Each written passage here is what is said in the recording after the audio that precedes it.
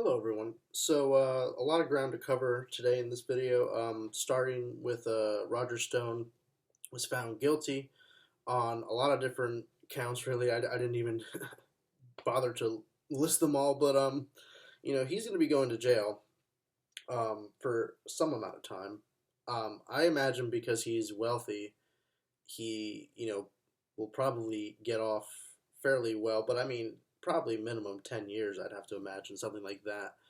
And I mean the main thing was witness tampering that he was doing. So it was in regards to this witness who was a right wing radio host, and I read in the New York Times he supposedly acted as this intermediary to WikiLeaks for Roger Stone, and so the history of that is very kind of shady because Stone made contradictory comments about that. So, um, yeah, and Stone, just to delve into his history real quick, he's a well known political trickster, and so he's been behind a lot of really bad things like Black Blackstone Manafort. I forgot the name exactly, but it was during the Reagan administration. They were basically the warlord lobby. Um, and so they would set up these arms deals with really shady characters and get rich off it. So Roger Stone's not a good guy, and so it's only now when this WikiLeaks dump and the DNC emails, his involvement with that, um, that's what really kind of it started to become an issue for him, really, actually, in terms of the legal system. Um, so, you know, to me, it leaves a bad taste in my mouth because it's like, it's always on the weakest things. It's always on these kind of on the surface. Yeah, he was talking to WikiLeaks, and they were somehow kind of coordinating, I guess, with the dumps of the emails, like at specific times. I think even Donald Trump Jr. There were like Twitter convos between him and Julian Assange. So yeah, that is shady. Um, but there was Hillary doing stuff with Ukraine, like trying to get dirt on Trump that way, and I think the difference there is like it's not illegal. What Hillary did was shown, I don't think, to be it didn't break any laws. So with WikiLeaks, first of all, the U.S. government views them as like a non. I don't even know exactly what the designation is, but it's like they're like a terrorist non-state organization, something like that. Um, so that they don't like WikiLeaks at all, anyways, and so it's some kind of breach of the DNC emails. So I think that illegal aspect perhaps is why it plays more of a prominent role. Um, and yeah, just like the only caveat I would add is like, yeah, I think we should have seen what the emails, what they said.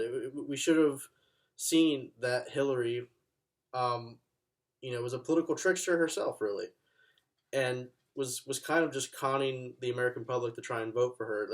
And I'll say this: I don't think certain people on the left would agree with me. I think some people might get mad, but I don't think Hillary was doing even the bare minimum to get the base excited. She wasn't doing enough on the policy, and wasn't campaigning in the Rust Belt. I mean, like, so this is the important point that I like to bring up because I don't think it gets said often, is that there's this kind of misconception that I think it's like Russia stole the election. Um, so there's just a lot of other factors, and Hillary was not a very strong candidate, and I think it bears repeating now because she is speaking out now more than before. Um, she's supposedly saying there's many, many, many, however many's she put in the sentence, people pressuring her to run. So I don't know if she will jump into the race. Um, I think it would be a pretty blunderous thing, and like for her, the people around her to allow that to happen. I don't think it could reach that point. To be honest, I think that a lot of people around her are very embarrassed, and so they would try to push away that idea. But I don't know if she's that. I guess it would be narcissism if she really did do that. Um, if she were to really do that, like it would be total narcissism. And we would know that's the first thing with 2016, and that's what I kind of the point I was making. But I just wanted to say briefly before I go back to the Roger Stone thing. Hillary brought up trans issues, and it was just so condescending to me. It's such a example of why she's so out of touch, because like she's talking. My problem really was not even necessarily what she said, but I think it was like she was trying to speak for all women, or all women her age thereabouts. Like it it was just weird because she's like, I haven't found the language to be comfortable necessarily with this yet, and like the fact that she's like saying it's a concern for women, trans issues, like just because you don't know about it, boomer, just because you don't know about it doesn't mean like other people are not, up on how these issues affect people, and how to respect that. So, yeah, I found it very condescending, honestly. And I just don't think she would have been a strong leader, and she wasn't a strong candidate in my view. So, um, you also, yeah, you saw Hillary's approval numbers go down with the WikiLeaks data dump. That's true, but I want to point out, like, Hillary and Trump were neck and neck the whole time. It wasn't as if there was ever one of them had a strong lead. So yeah, you could say like, oh, every little bit counts, right? Like, so maybe that little bit. Um, but look, Bernie and Bernie or bust was like a huge debate before we knew about this, and this is, the thing with the Hillary emails is that it was kind of confirming what we already suspected. So people were already upset about these things. So there was just a lot of people, and you can badger them all you want, like Green Party voters that voted for Jill Stein. These people, on principle or whatever you want to call it, wouldn't vote for Hillary Clinton. So I think this lack of enthusiasm was a problem before the WikiLeaks email dump, and then so you can talk about the legality of it and say, was there wrongdoing there, and specifically, yeah, because like Roger Stone, it was for the witness tampering mostly, the Frank Pantangeli. I like that, nice touch. But so I just highly doubt that it was as if there's these people who would have voted for Hillary, but like, oh, this WikiLeaks thing came out, and now, now that I see this, there's no way I could vote for her. Um, I think it's just kind of a fantasy, and you know, maybe I'm being too simplistic in trying to analyze this, but I really feel like people think that Russia just stole the election. That there's a lot of people that just have this animosity towards Russia, or because of the 2016 election, and so it's like, oh, everything is evil, so on and so forth. So everything they do is evil. So yeah, I've always been skeptical about the hysteria, but I am willing to admit that, yeah, there is evidence that the Russians did try to interfere in some way or another. I mean, we've seen articles about that, and meme farms from whatever it is that they do, and I'm not disputing that. I question maybe the effect that it had on the American public. Um, was what the Russians did determinative in what in how the Americans decided between Hillary and Donald Trump? Um, I would just say there was a lot of other factors. the one thing you could bring up is that both of them were very unlikable candidates. So you know, and I thought today Russians didn't invent the electoral college, so you know you could go back and forth on this all day. I just don't want to scapegoat the Russians. I'm willing to say that there's issues and there's tension, obviously, and there was an attempt at interference. And by the way, we do similar things too. So it's like as if we're going to go after other people for this when we do that and worse. Um, Hillary's misogyny, yes, of course that played a role, but I just think that we shouldn't forgive her for being a milquetoast politician with zero convictions. So, and I've already gone over this. I guess I was a little bit ahead of myself. And yeah, she should have campaigned in the Rust Belt. So yeah, the primary difference is that Trump was acting as a head of state. Um, and so the witness testimony at the impeachment hearings was trying to establish that this two-track foreign policy with Ukraine was undermining our relationship with them. It was Ambassador Taylor was the witness that was basically making this point. I think probably a few others were along those same lines too. And so we withheld military aid money to Ukraine.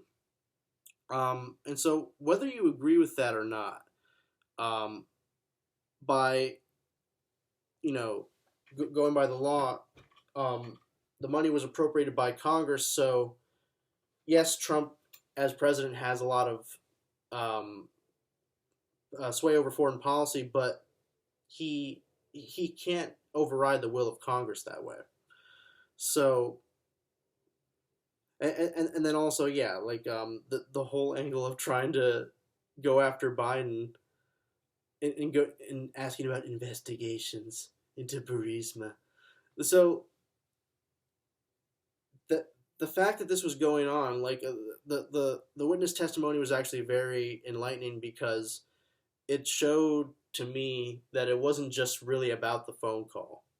Like the phone call is really just kind of one piece of it, and it was kind of an ongoing pressure campaign, and really it undermines our diplomacy with other countries. Um, it showed a conflict of interest, and so you know I don't want to defend Biden's corruption. That's kind of where I will divide with the Democrats. I guess I think that that's wrong, and you know yeah, it's like Trump obviously, of course, he's gonna go to that because that's his political opponent. He's gonna use anything at his disposal. There's the video of Joe Biden saying like, "Oh, I withheld the money until they got rid of the prosecutor." Yeah, and yeah, I'm willing to admit that sure, what Trump has done is definitely worse. There's a lot of horrible policies that have been enacted, and his family has enriched themselves as a result of him of Donald Trump being president. Um, so I think both things are wrong, and trying to even put it in a way, it's like, oh, is this more wrong? Like, is it less wrong, more wrong? Like, it's wrong. It's wrong on both sides, I think. And there's an impression that I think the Democrats, they're using this issue and it looks very partisan. But I was a little bit proven wrong because the way that they're handling the impeachment hearings, I think, is pretty smart because I hadn't really thought about how yes, I do still think that the impeachment hearings should not be limited to just this Ukraine phone call and the pressure campaign and so on. I think it should go beyond that. But you need to have a real tangible reason for the senators to, I mean, first question what they're going to do because the assumption is going to be that they're going to support the president. But if Trump is too toxic, If he's shown to have, broken with norms, it may not even necessarily be breaking the law. I think probably he did break the law, but even if he's just breaking with the norms of diplomacy and being a president and a world leader, it could be enough for Republican senators to take pause and be like, I don't know if I can support this now because these people that are nonpartisan, these witnesses are showing that it is having impacts and undermining our ability to have a relationship with another foreign country and an ally. Um, so that's really what's at stake, and so like I say, I think we shouldn't just limit it to that. I think we should focus on other things. There's Trump and uh, Saudi Arabia's corruption with him. So yeah, there's other things that we should focus on, but yeah, it is good that the Democrats are going about this in a way where there's a tangible plan going on to try and really trip up these Republican senators, and so I respect that. Trump's reaction to Roger Stone on Twitter was interesting to me because um, Roger Stone's going to jail because he lied under oath, and um, he said these people lied too. Basically, I'm paraphrasing, but he's referring to Comey, Hillary, Adam Schiff, and so it's interesting to me because you can disagree on each individual person case by case basis, but I think the general principle is actually right, and it's more of a broken clock is right twice a day type thing. But you know, the examples I would give are not the same that the right would give for sure. Like I'm saying, but you know, one example is James Clapper. So he blatantly lied about NSA spying while under oath, and he's still allowed on cable news. So there is this two-tiered justice system, and so Trump's not directly saying that. He's kind of alluding to it though, and so I think that certain people can kind of pick up on these cues a little bit. Um, People think that he's looking out for real justice. It's as if like he's telling his base like these people are getting away scot free, the Democrats.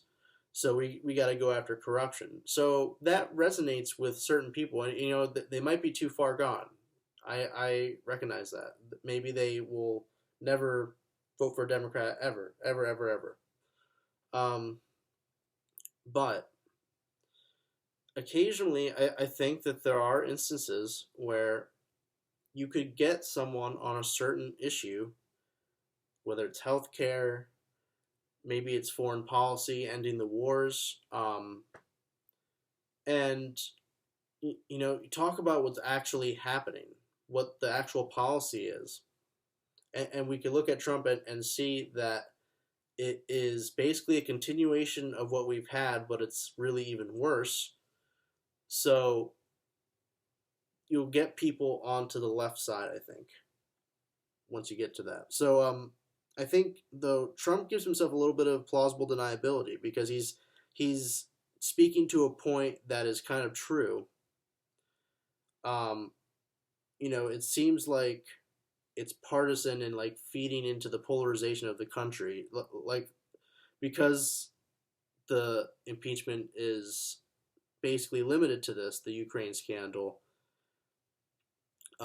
and there was even an allusion in the testimony. I don't know exactly who gave it, but someone said that like Hunter Biden like is like I thought that was wrong.